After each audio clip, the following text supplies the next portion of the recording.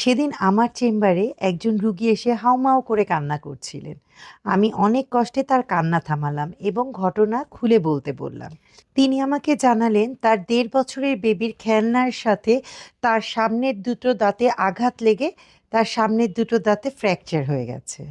এতে তিনি প্রচণ্ড পরিমাণে ডিপ্রেশনে চলে যান এবং তার কান্না কোনোভাবেই থামছে না। আসলে আমি বলবো, দুর্ঘটনা তো দুর্ঘটনাই।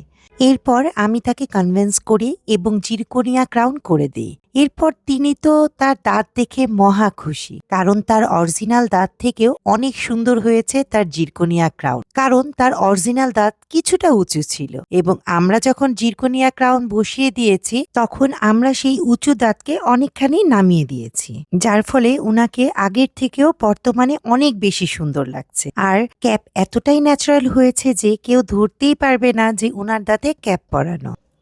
সুতরাং আমি বলবো কোনো অবস্থাতেই ভেঙে পড়া যাবে না। যেখানে সমস্যা আছে সেখানে তার সমাধান অবশ্যই আছে।